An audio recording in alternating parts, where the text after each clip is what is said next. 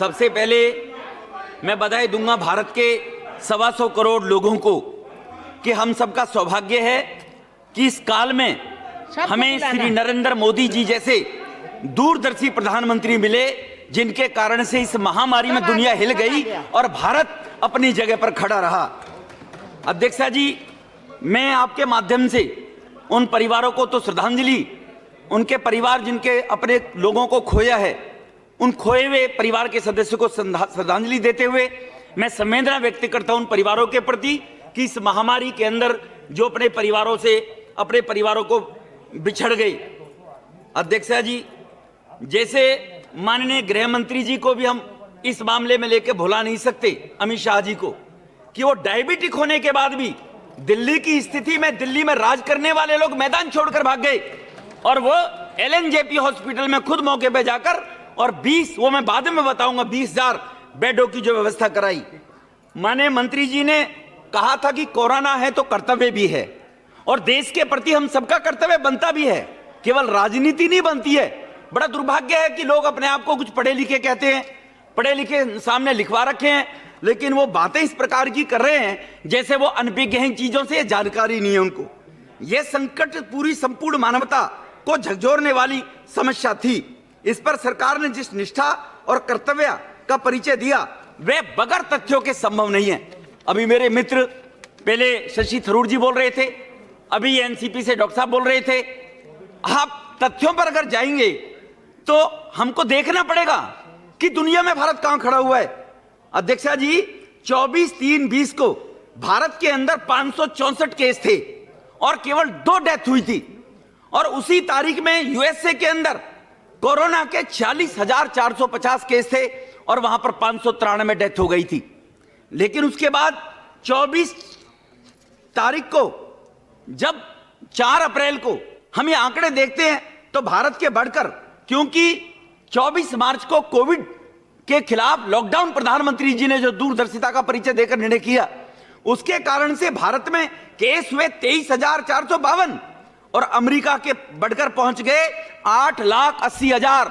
World power जिसको लोग कहते हैं, यह प्रधानमंत्री की सूझबूझ थी कि 1 महीने के लॉकडाउन के अंदर भारत की संख्या घटकर केवल 23,000 रह गई थी। जिस दुनिया अमेरिका को कहते हैं, अभी अमेरिका से कंपेयर कर रहे थे, वो भी जानकारी में देना चाहूंगा इन लोगों को। फिर हम अगर मई में आते हैं, 1 महीने के बाद आंकड़े, भारत के अंदर आंकड़े आए 1,82,000 और मौत हुई केवल 5,000 और अमेरिका के अंदर आंकड़े हो गए 17,78,000 और मौत हो गई 1,04,000। 1 लाख भारत से ज्यादा ये आंकड़े हैं। और इन आंकड़ों के सामने मैं आगे जाना चाहूं, 30 जून को अगर हम आते हैं तो भारत में केस हुए 5,66,000 और अमेरिका के अंदर हो गए 26 लाख। अभी अभी अमेरिका का परिचय लोग दे रहे थे, दूसरे पायदान, पहले पायदान, अभी अभी कह रहे थे। उनके चक्षु खोलने के लिए मैं जानकारी देना चाहता हूं, अमेरिका का जो क्षेत्रफल है वो भारत से 4 गुना बड़ा है, 4 गुना। अमेरिका के अंदर 1 किलोमीटर के अंदर केवल 33 लोग रहते हैं घनत्व के अनुसार और भारत में 567 लोग घनत्व के अनुसार रहते हैं। अमेरिका की आबादी 30-32 करोड़ है, भारत की आबादी 132-33 करोड़ है। उसके बाद ये अगर सोच थी तो देश के प्रधानमंत्री मोदी जी के नेतृत्व के कारण थी कि भारत इसको कंक्लूड करने में कामयाब रहा। WHO ने 22 मई को डॉक्टर हर्षवर्धन जी को WHO का एग्जीक्यूटिव चेयरमैन, कार्यकारिणी चेयरमैन घोषित किया। किसके कारण किया WHO ने? वो WHO ने देखा होगा कि भारत ही इस कोरोना से बचाने में पूरी दुनिया को रास्ता दिखा सकता है और भारत ही कंट्रोल कर सकता है मोदी जी के नेतृत्व में। यह समझना पड़ेगा। ये लोग यहां पर अगर क्रिटिसाइज करें तो सरकार को करें, सरकार को करें, देश को ना करें। दुनिया की, देश की पार्लियामेंट में, इस हमारे पार्लियामेंट की अगर कार्रवाई की रिपोर्ट कही जाती होगी तो क्या कहा जाता होगा कि दुनिया तो कह रही है WHO को चलाने वाला डॉक्टर हर्षवर्धन हेल्थ मिनिस्टर बनेगा, कार्यकारी अध्यक्ष, और ये कह रहे हैं कि मोदी सरकार ने निर्णय लॉकडाउन में कल क्यों लिया, परसों क्यों लिया, आज क्यों लिया। इस प्रकार के इफेक्ट बटके ये लोग अपने आप में आंकड़े पेश कर रहे हैं। मैम, दुर्भाग्य है देश का। अधीर बाबू, गौरव जी गोगोई चले गए, होते तो बड़ा मजा आता जी। आप अपने नेतृत्व को पूछो, ऐसा नेतृत्व है जिनको ज्ञान तो है नहीं और वो विशेषज्ञ बनते हैं। माने अरुण जी कहा करते थे, अरुण जेटली जी एक बार कहा था उन्होंने कि the problem with mister Rahul Gandhi is he is expert without knowledge. उसका परिचय आज इनकी जो सहयोगी पार्टियां हैं वो भी संक्रमित हो गई है। उस कारण से मुझे लग रहा है वो जो अभी सहयोगी जो बयानबाजी कर रहे हैं, they have also repeated the their UPA leader जो mister Rahul Gandhi, they are following that. मुझे लग रहा है इस प्रकार की जो हरकतें कर रहे हैं, बातें कर रहे हैं, ये भी संक्रमित हो गए हैं। ताली बजाओ, घंटी बजाओ।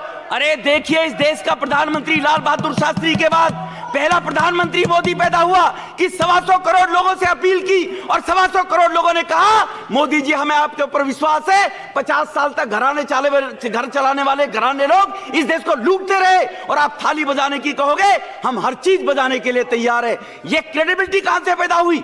ये मोदी जी की कथनी और करनी के कारण ये क्रेडिबिलिटी अध्यक्षा जी पैदा हुई थी। ये बता देना चाहता हूं। हम बोलते हैं भारत माता की जय, क्यों?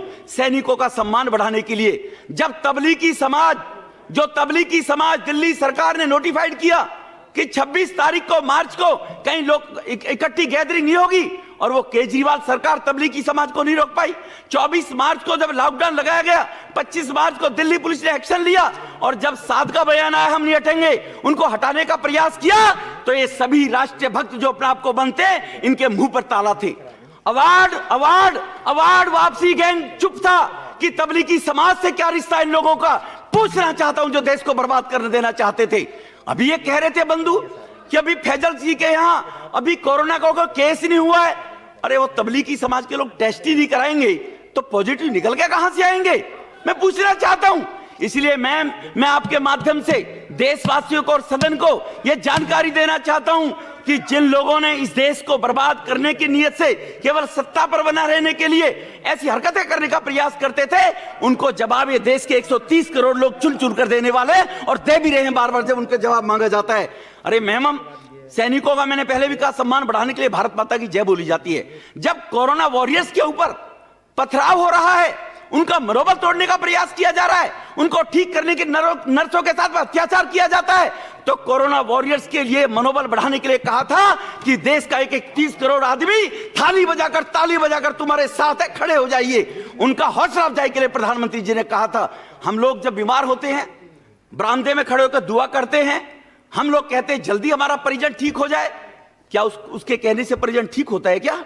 ठीक तो डॉक्टर करता है, लेकिन परिवार के सदस्य और मरीज का मनोबल, उसकी इम्यूनिटी पावर, उसकी विल पावर बढ़ाने के लिए कहा जाता है। वो थाली बजाने की बात कही थी, या वो वो दिया जलाने की बात कही थी, तो वो कहा था उन कोरोना वॉरियर्स को सम्मान करने के लिए, उनको फूल बरसाने के लिए। अभी मेरे एक बंधु और कह रहे थे, बड़े दुर्भाग्य की बात है कि कोरोना वॉरियर्स जिनकी मौत हो जाती है उनके आंकड़े ही नहीं है। अरे हमारे देश के प्रधानमंत्री ने सबसे पहले कोई घोषणा की थी पैकेज में, तो कोरोना वॉरियर्स के बाद अगर किसी की जान जाएगी, उसके परिजनों को सुरक्षा के लिए 50 लाख रुपए दिए जाएंगे। ये सबसे पहले घोषणा की थी। पता नहीं कहां सोते रहते हैं, या अपने नेतृत्व को खुश करने के लिए इस प्रकार की बयानबाजी करते रहते हैं। मैडम, मैं आपके माध्यम से इन सब लोगों को बता देना चाहता हूं। अभी मैं कहना नहीं चाहता, कल्याण जी भी ऐसे चले गए, वो भी अभी इसी प्रकार की बयानबाजी कर रहे थे। मैडम, 50 साल के शासनकाल में एक परिवार का व्यक्ति, एक खानदान राज करता रहा, और उनके कहने से देश के 2% लोग हिल नहीं रहे थे।